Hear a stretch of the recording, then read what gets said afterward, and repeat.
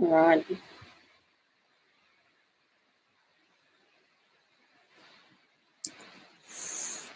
Oh, man. Couldn't get the last one started again.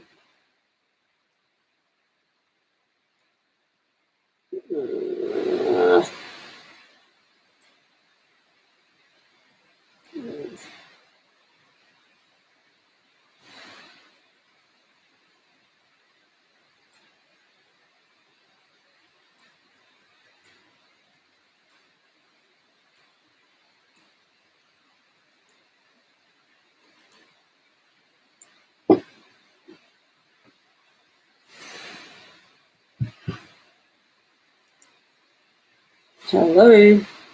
Okay, this one's working. All right, sorry, I'm just trying to end the other one. I can't even end the other stream. Like, that's how... I don't even know. I don't even know. YouTube is just completely stuffed me up. My internet's working fine. YouTube just shat itself. I'm sorry. Oh, well. Can somebody please tell me what was the last thing you heard me say before everything cut out?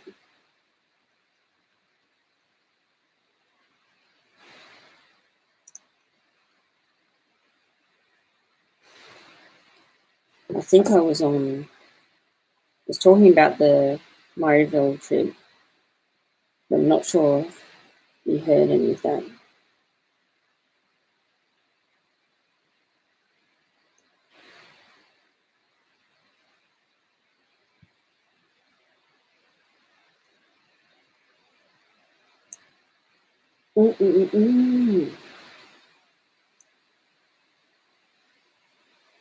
Okay, you didn't hear any of that.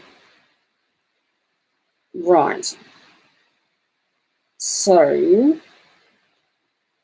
all right, I'm going to start the Murrayville trip story again from the beginning. So, 707 Operations ran 3 different trips. They're all sleeper trips, so you could have a bed on board in 2017 that were all sort of farewell broad gauge trains to 3 different lines. G'day, JB.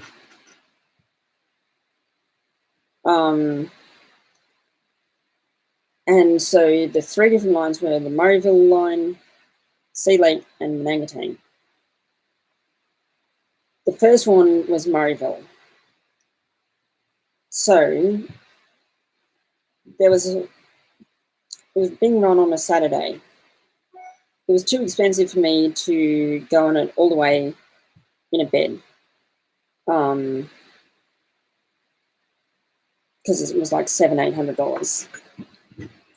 And so I instead decided that I would drive to Oyen, where they were running a day trip from. And to give you an idea, Oyen is like, it's about an hour or so south of Mildura, maybe a bit less. Hello, Les. Glad to hear that you're here and you're clear. And so, yeah,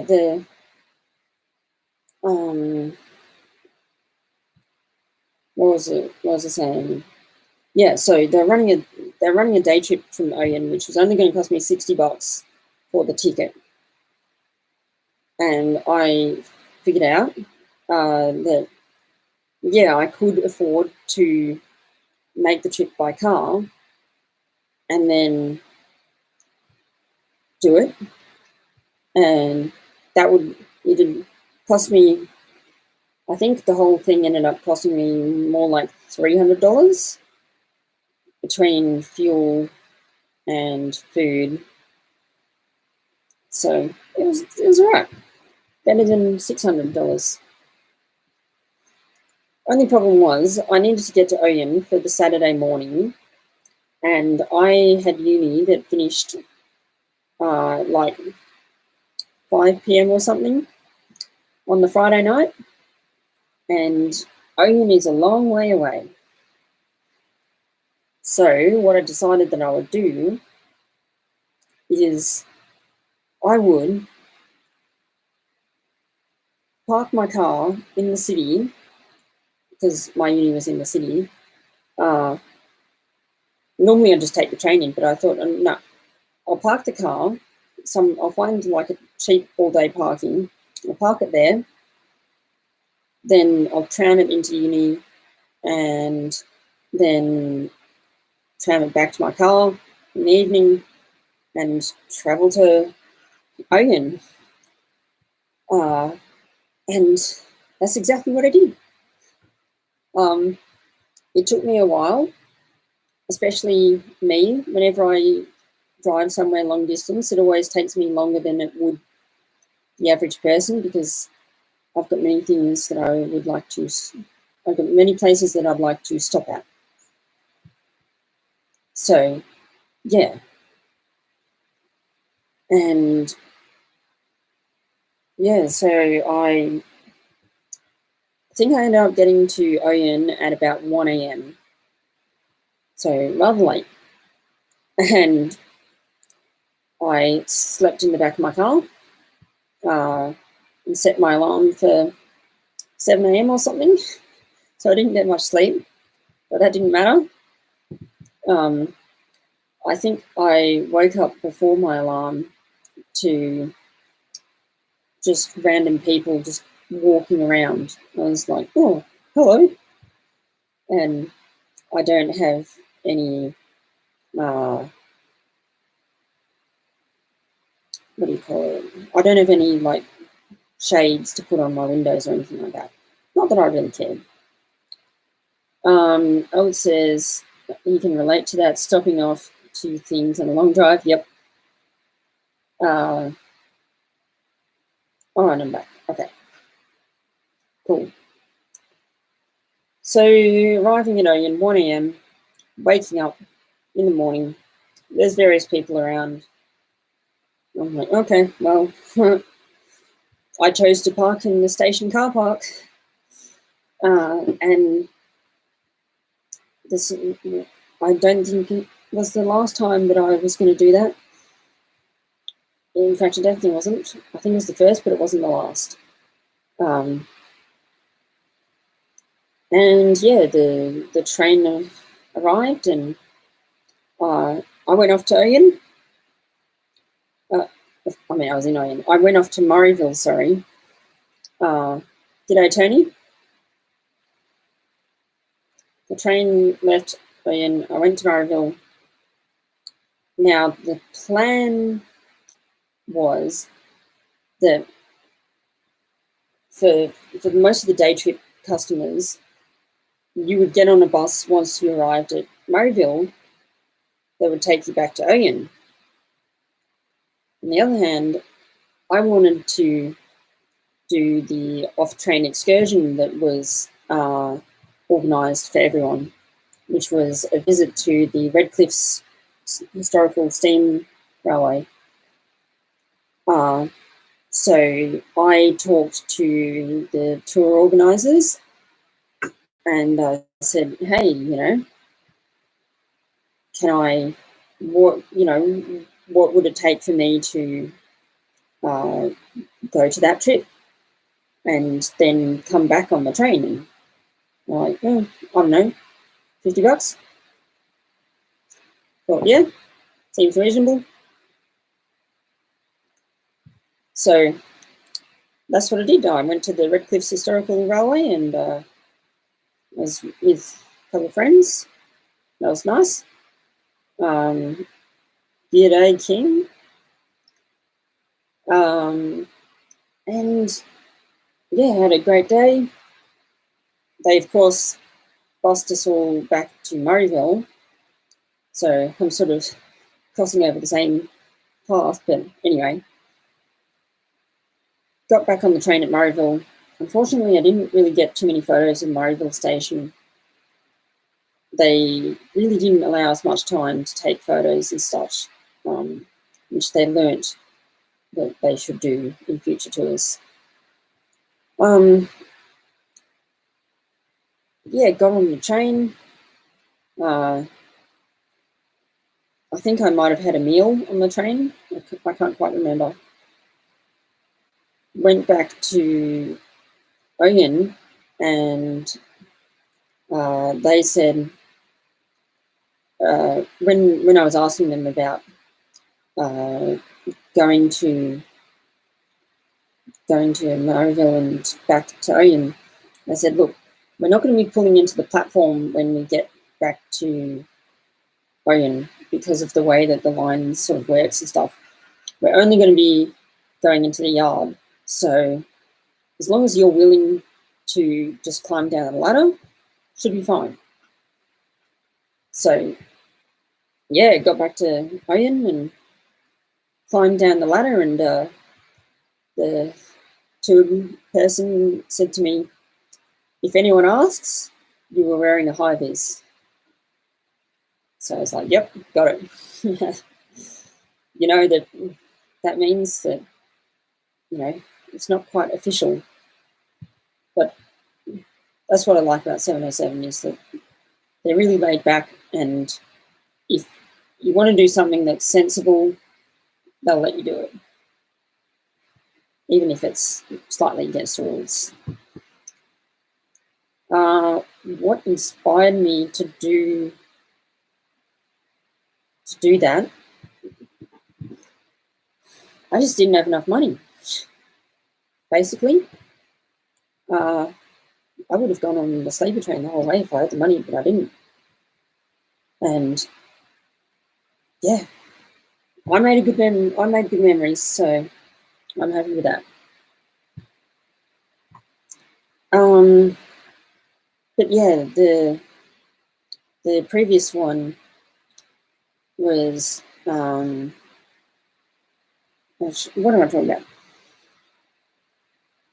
I got off at Oyen, got to my car, went straight to sleep because yeah, I was tired. I was very tired. But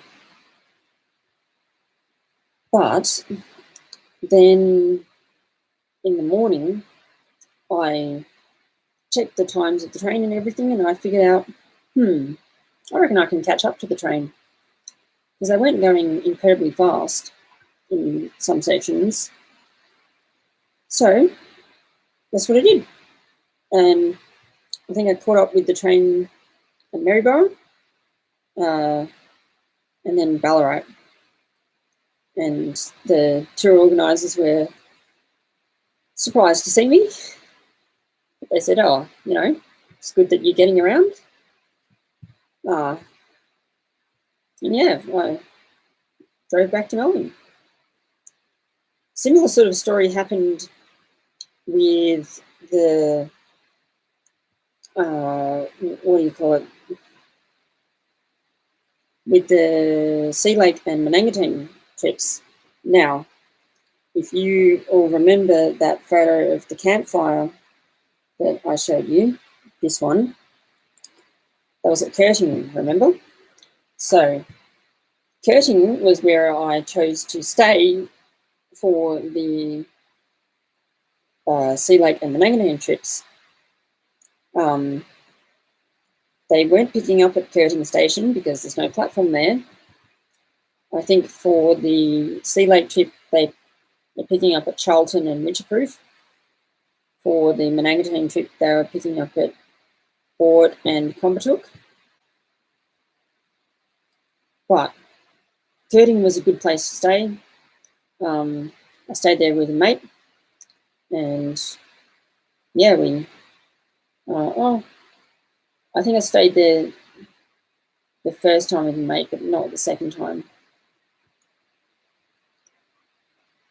But we had a fire there, and that fire, by the way, consists mostly of old sleepers that were just sort of piled up. and were disintegrated. So, fun fact.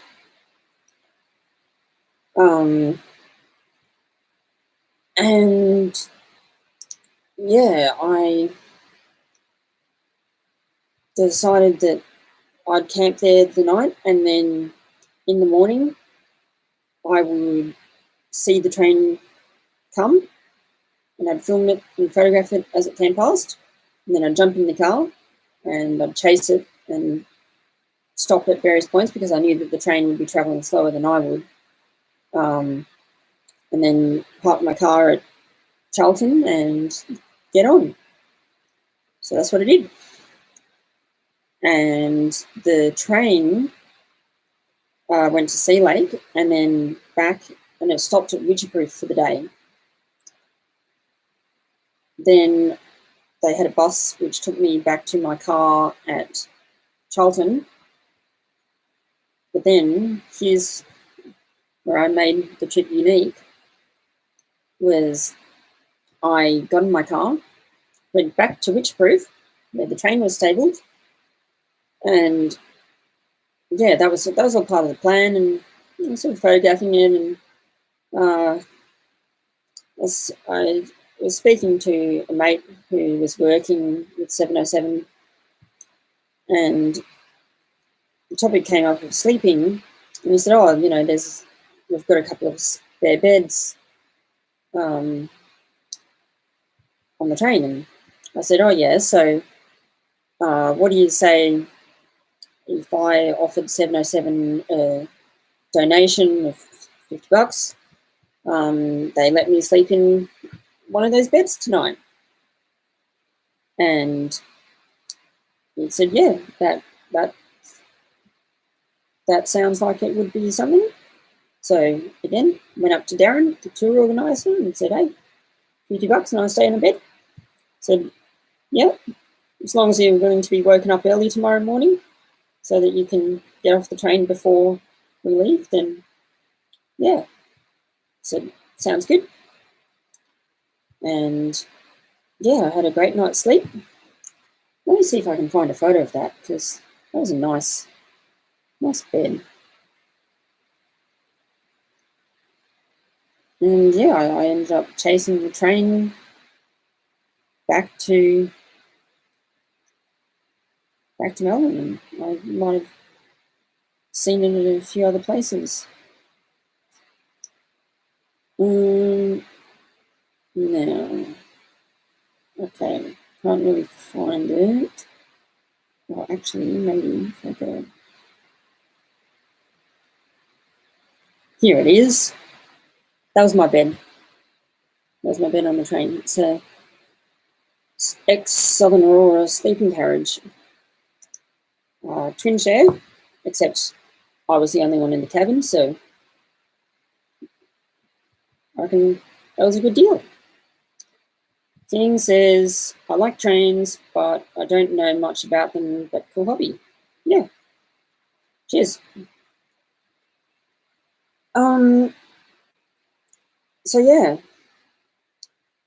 I don't think when I did the Manangatang trip, I'm trying to think, I don't think I did anything super unique on that. That looks better than the XPT beds. Yeah, I bet it is. Even though it's the older train. But we all know older is better. I mean, can I do some more abandoned places? Yes, I will do more urbexing videos after the Queensland Rail by Rail series is finished. That's probably going to go on for another 2, maybe 3 episodes. Yeah, Manangatang trip, great trip. Nothing incredibly special. Yeah, I just saw it and actually no, there is a story to tell about the Manangatang trip. That's right.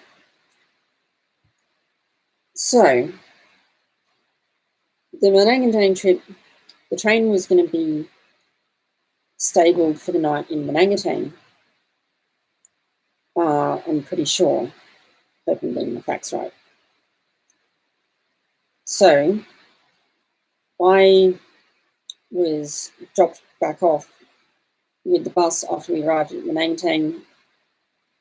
Got dropped back off in my car in Port, I think I was staying. That's where I parked my car, yeah. And my plan was to go and meet the train passengers who were going to be having dinner at the Tullibuk Hotel, which is sort of maybe half an hour out of Mildura, out of Menangatang. It's sort of on the Murray, for those who like the geography. It's on the New South Wales side. Anyway, that was my plan. And I got in my car and I was like, oh, you know what? Before I go, I'm going to take some photos of the signals, because there were some still working semaphore signals. So I was like, oh yeah, sounds good. And one was, say, a couple 100 meters away. And I could have easily walked, but I decided I'd take my car down there just to save a bit of time. And there was this ditch, and I misjudged the ditch. I sort of didn't realise until it was too late that there was this ditch coming up. And I had to make a split-second decision. Do I speed up or do I brake hard? I decided I'd speed up. So I stepped on it, and I did, and it's like, boom, as my car hit the ditch. Oh, that doesn't feel right. And when I got clear of the ditch, I got out of the car and checked everything over. Is anything broken? No, good. Nothing seems broken. And everything was running fine, so I was like, okay, cool. I've survived that one. I don't think I'm going to be hitting that at speed again. So I checked out the signal, then went back over the ditch slowly so that I wouldn't hit anything too bad.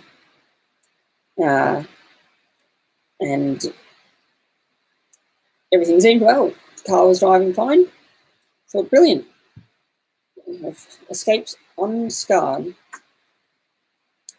And then I was driving down the road for a bit, and I could sort of hear as if something was sort of scraping on the road.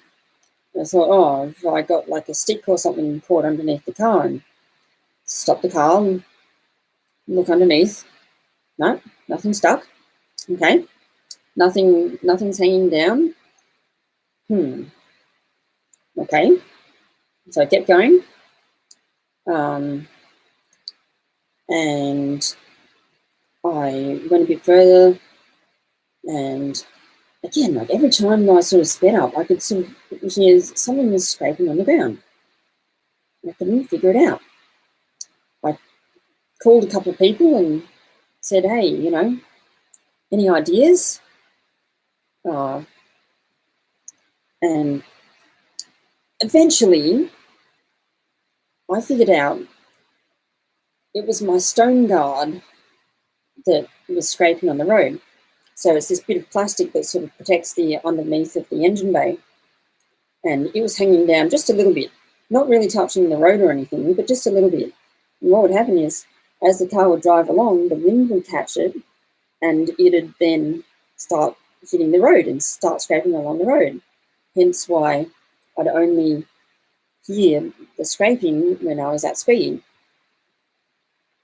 So I ended up just sort of managing to sort of just jam it back up in there. It was a bit of a bush mechanic fix, but did the job. By this stage, I'd lost a bit of time, but I thought I'll press on to Tullibuk and we'll see. And I got to Tullibuk and I missed everyone, and I still hadn't had any dinner. And I went up to the pub owners and was like, is there any chance you can cook me something? My car broke down and now I'm here. And they're like, look, our kitchen's technically closed, but I can cook you up a pizza if you want. So I said, yep, sounds good. Anything just to get a feed. So graciously thanked them for that, and they cooked me up a pizza, and I ate that. I had a good little chat to the pub owners, and they were very nice people, and said, you know, they asked me, so like, oh, so what are you doing in Tooleybuck? You know, you look like a fairly young person, and you're on your own. What brings you here? I explained I was from Melbourne, and the train, and they're like, oh, yeah. And they wanted me to tell them more about the train and stuff, and that was all cool. So, oh, brilliant. Yeah, finished my pizza and said goodbye. Went back to Banangatang where the train was. It was a beautiful night, and walked up to the train. And, I found my friends. They were just sitting in the end of the wooden sleeping carriage with all the doors and the windows open. And yeah, it was sort of getting dark, and climbed up the ladder, said good day, and had a nice little chat. And yeah, told them all about my little adventure. And yeah, I think I chased the train back to Melbourne the next day. So yeah, that's the story of Mangatang. Now, comments. It's sad most of those abandoned places now getting torn down or destroyed. Yes, it is sad, but there's still a lot that is in good condition. Am I able to assume that the train you do are all on the weekend? Yes, all heritage trains, pretty much all the time. They're either on a weekend or a public holiday. If they go, these sleeper trips will go usually over like 3 days, so they'll find a long weekend to do it over. Or they might like leave the Friday night from Melbourne and return the Sunday evening. So you've sort of got 2 days, 2 nights.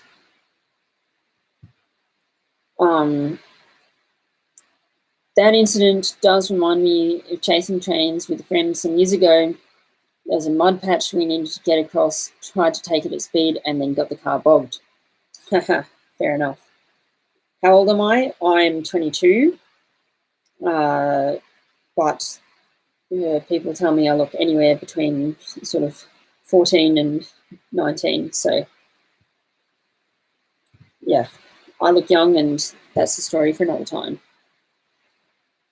Tow truck tries to tow us out. It gets bogged too. Second tow truck later, we're all out. Wow. Train chasing, do you just follow the train in your car? Yes, that's the idea of train chasing, is that you will follow it in your car because hopefully you can travel faster by car than you can by train. It only really works out in the country. And yeah. Now, I think I'll finish it off with one last story, which is of the time that I went to Swan Hill via Castlemaine. Now, let me get up the photo that goes with this story. This is it. So, you see here, we've got a steam locomotive, and that is a BP oil tanker, just a freight carriage sort of thing. The guy in the middle, that was the guy who was organising the trip for Steam Rail. Anyway, so what happened was I was going to be on this trip, the Swan Hill Overlander. It was the first time that locomotive R711 was to return to Swan Hill since preservation, I think. But it was pretty cool. And because Swan Hill is a long way away, they decided they couldn't really run a day trip from Melbourne. The times would just be too early.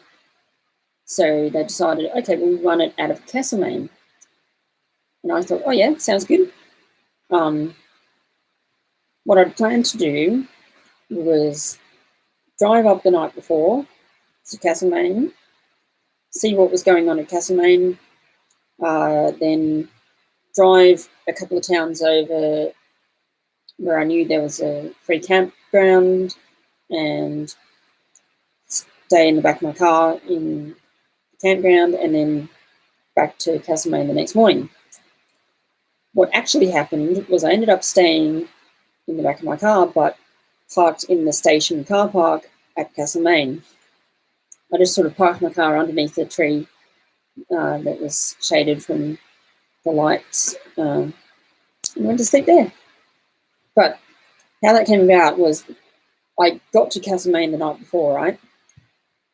And then I saw that there was some stuff going on. So I was like, oh yeah, cool. So wandered down to the platform and I saw this guy who was organising the trip. And I was like, oh yeah, g'day, how's it going? And after we chatted for a little bit, he said, oh, well, do you want to come down onto the tracks and just check things out? I said, yeah, I'd love to. So down I came, and yeah, it was a sort of an opportunity that you don't get too often with steam rail. They're usually quite strict and that sort of thing. But he was very nice, and I went on the tracks and then looked around, and that's when I took that photo, which, by the way, was taken on my phone. Fun fact, I've lost my camera. I've explained that in a previous live stream. But yeah, I travelled on that train, and it was a fun tour. And got back to Castlemaine and drove back home, I think. I don't think I stayed a second night. Yeah. Do I like steam or diesel trips better? Interesting question. They both have their benefits and their disadvantages. Steam trips are great for the sounds and the smells and stuff. Biggest problem, you get a lot of coal dust everywhere on you. You come out very dirty by the end of the trip, and you've got bits of coal lodged in your hair. But it's all part of the fun. Diesel trips, they have great sounds, and they can still take you to some really cool destinations. There are some times when a steam trip just isn't really feasible. But that's why we've got diesels, and I like both. That was still a great photo despite the phone camera. Yes, I agree, and I think that it's one of my favourite photos that I've ever taken. It was on my phone, so that's pretty cool. Yeah. Trying to think, is there any other very quick stories?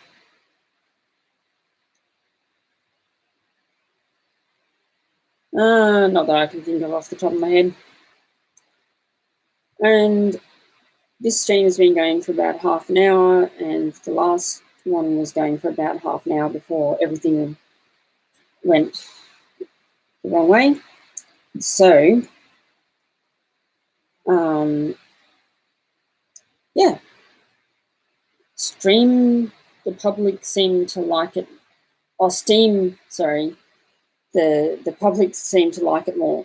For sure, Steam is more popular with the public, the general public. In terms of rail fans, I'd say it's actually pretty even split. I think a lot of people like diesels and a lot of people like Steam. So, yeah.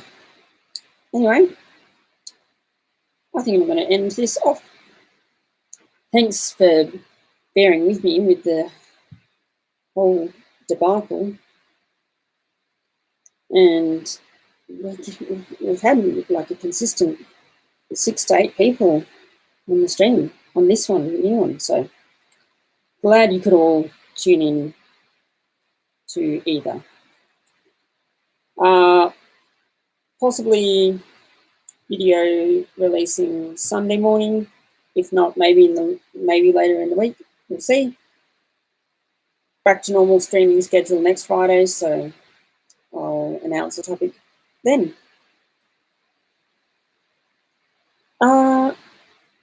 Used to rail fan, but don't know how. I'll do a stream another time about how to get into the railway hobby and that sort of thing. Thanks for the entertaining stories. Cheers, Albert. Thanks for watching, everyone. See you next Friday. Bye-bye.